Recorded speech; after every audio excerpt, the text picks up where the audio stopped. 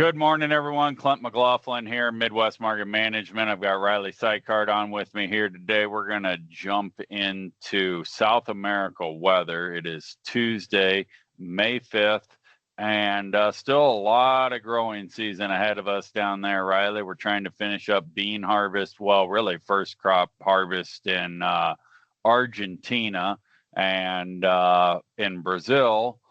Pretty much bean harvest is all but done there. And we've got safrinha corn, probably everywhere from ankle high to some areas could be approaching pollination by now. So certainly a lot of weather ahead of us. Yeah, some areas actually in the pollination to even grain filling out. So safrinha harvest will probably get underway in the next couple of weeks. So like you mentioned, it's pretty wide. There's stuff that's just out of the ground, and then there's going to be areas where harvest is starting. So anything goes for that safrinha crop. As we start looking at the safrinha corn growing weather conditions there and everything, I'd like to reiterate something that Riley brought up down there, that they're shooting for about, from a national yield perspective for about 100 bushel corn. So when you look at these maps, we're not looking for 250 bushel corn out here, guys. So just keep that in perspective. Yeah, it's an area and will the crop actually grow thing. As long as they can get a crop, that's the important part. They just don't want a massive failure. That's what they're trying to avoid. Switching gears here, put in perspective how big of an area we're looking at. Safrinha crop that we mentioned, anywhere from Mato Grosso down through Paraná in Brazil. And for first crop Argentina, we're still looking all through here, which goes down through Buenos Aires in the central region and to the north. So taking just Mato Grosso on a U.S. map, it's almost the whole Midwest. So huge area here, guys. Goes with what we said and why safrinha corn is just poking out of the ground in some areas and about ready to be harvested. It's because geographically it is so far apart. So you mentioned it, harvest progress in Brazil. Not going to spend much time here. Beans very, very close to wrapped up. First crop corn, pretty close to average numbers. Nothing too concerning there. So on the Argentine side, some things are a little bit different. Bean harvest quite a bit behind the 5-year average. When you look at the maps, conditions have been cool, and some areas are wet, but as a whole, I wouldn't say it's a major wet concern keeping farmers out of the field. So I'm kind of at a loss as to why that is running behind. But that is worth keeping an eye on and seeing if that is a trend that continues. So moving into your actual weather maps here, temperatures over the next 5 days in that safrinha growing region, getting to upper 80s, lower 90s. Definitely not a big issue when they're not in a major drought concern at the moment. So South America weather has been mild for most of the year, and now the heat is starting to turn up and the dry season is kicking in. But at this stage, it's safe to say crop failures are still possible in regions, but it doesn't look like there will be any massive failures so far. And then looking down in Argentina, temperatures remaining cool where they've been the last few weeks. And 6 to 10 days shows a very similar story there. Only difference is the cool temperatures actually pushing into some safrinha regions too, like Paraná and southern Mato Grosso do Sul.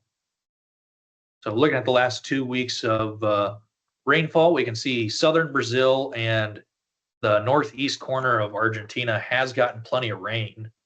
That southern region of Brazil is a one crop growing region, not a safrinha crop growing region. So those big rains aren't really helping a crop much, but they're not hurting anything either.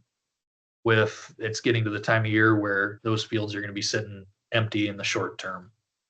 So all this rain in the forecast that came, it's coming to areas that aren't quite as important.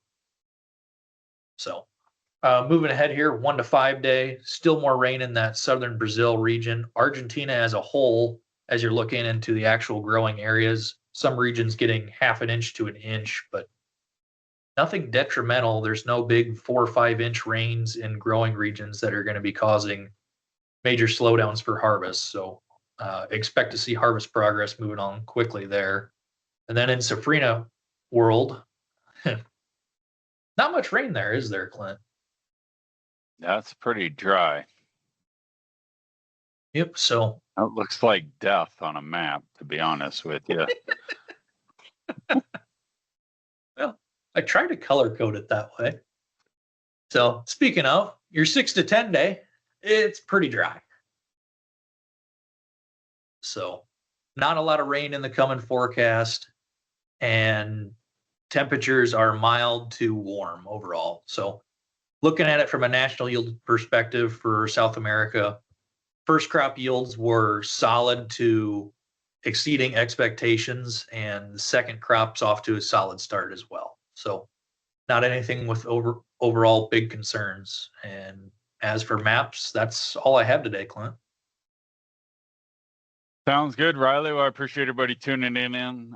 Excuse me again, Clint McLaughlin, Riley Sicard, Midwest Market Management. Stay tuned for U.S. weather from a national yield perspective. Thanks a lot and have a good day. This material has been prepared by a sales or trading employee or agent of Midwest Market Management and is in the nature of a solicitation. This material is not a research report prepared by of Midwest Market Management Research Department.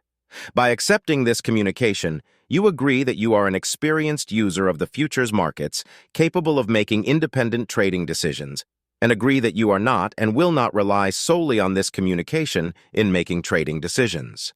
Distribution in some jurisdictions may be prohibited or restricted by law. Persons in possession of this communication indirectly should inform themselves about and observe any such prohibition or restrictions.